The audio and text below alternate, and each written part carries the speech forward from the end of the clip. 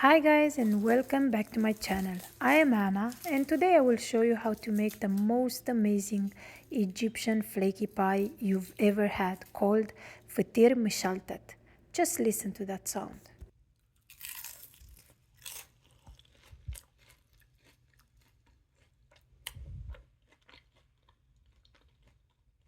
Okay, so for this recipe we will need just all-purpose flour, water and salt and some butter later on. Let's start making the dough. We combine the flour with the salt, mix it well,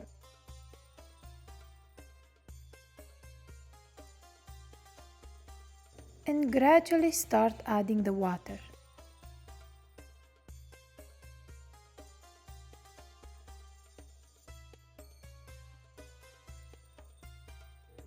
Depending on your flour, you will use more or less water. We are looking for a dough that feels like Play-Doh. If it feels too soft, add a little bit more flour. If it's too dry, a little more water. This recipe is really forgiving.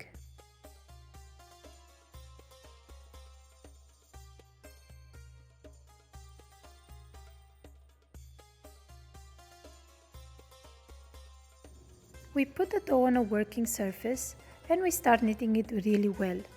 The more we knead it, the more gluten we will develop and the bread will turn out flakier. After kneading it very well, it should be smooth, not sticky, and elastic.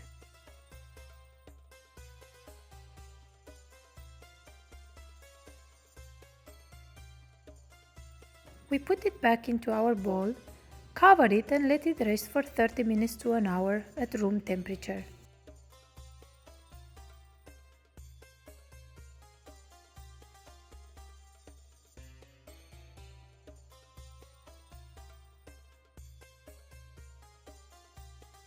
After the time has passed, we take it out and we'll start rolling it.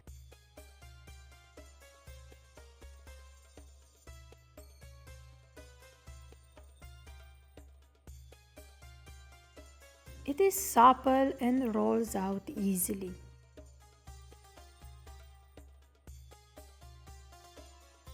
The thickness should be about half of an inch or 1.5 centimeters. If the dough doesn't spread out easily, it means it needs more time to rest.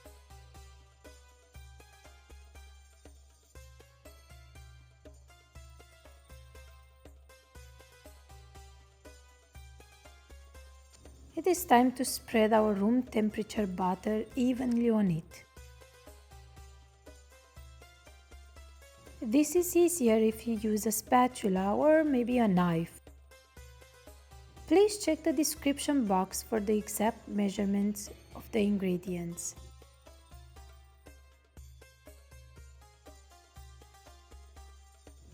A little bit of history how I fell in love with this pastry or pie or bread, however you want to call it. My Egyptian husband introduced me to it while we were on a trip to Egypt. They serve it there with honey, molasses and tahini, salty cheese or ishta, which is a cream milk pudding. I have that recipe on my channel already, so make sure you check it out. The dough is ready to be rolled now. While we roll, we also pull the dough towards us. This will thin it and create more buttery layers. More layers, more flakiness. That's what we want, right? So take your time rolling it.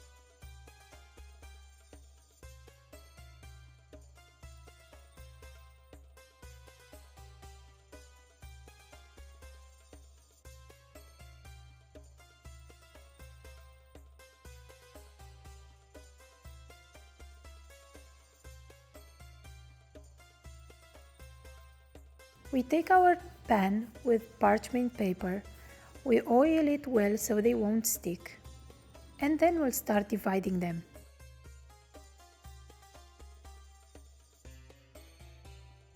I chose to cut it in 6 pieces, but you can do more pieces for smaller pies or less pieces for bigger ones. It's up to you. Your pie, your decision.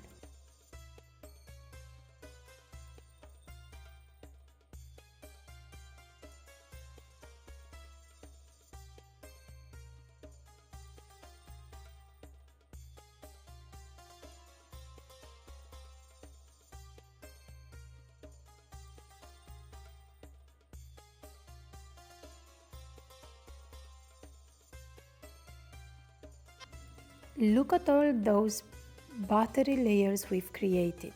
Aren't they amazing?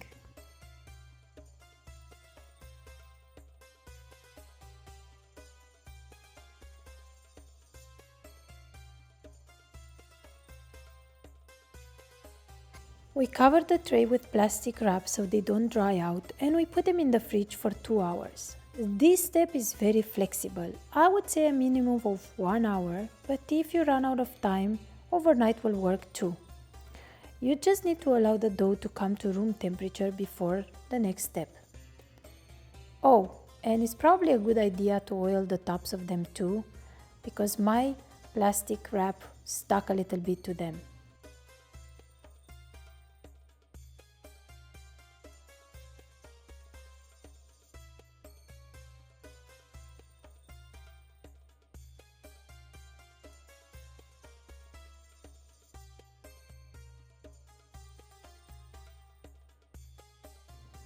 We are close to the big moment, just a couple more steps.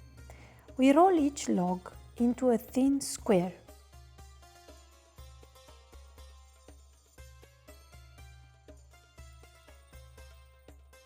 If you find they are hard to roll, it means they need a little more time at room temperature for the batter to soften up.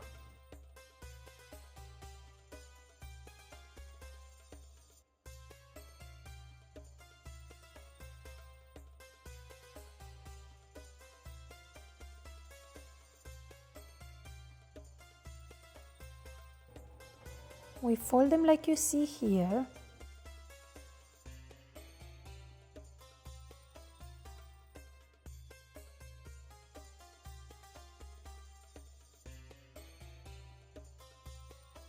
And then try to make a ball as well as we can.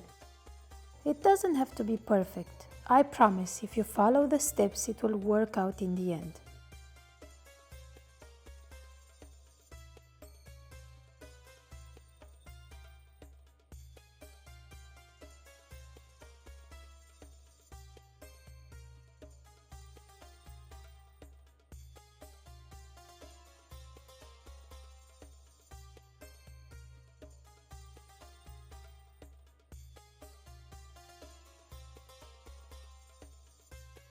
Here is a close-up of that rolling and folding.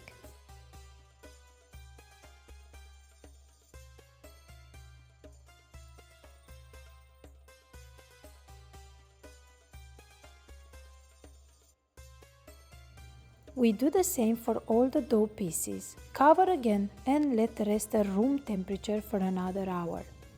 If you are not planning on baking all of them at the same time, then leave out on the counter however many you want to bake at that time, and put the rest in the fridge covered. They are good for about 3 days in the fridge. All you have to do is take out a bowl, allow it to reach room temperature, roll and bake.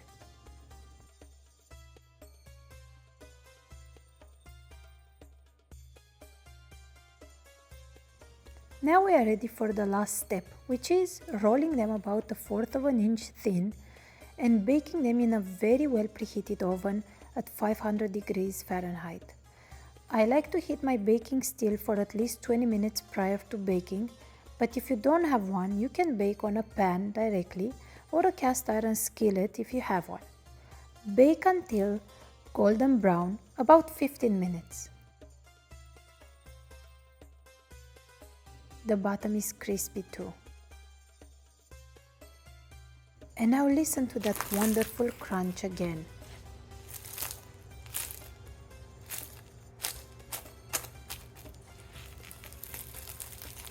You did it! The easiest, most delicious, layery, buttery pastry ever. Now you can go and enjoy it with whatever you feel like. Let me know in the comments below if you like this recipe, and if you did, please don't hesitate to share, subscribe and like the video. It won't cost you anything, but it will help my channel tremendously. Thank you so much for being here today.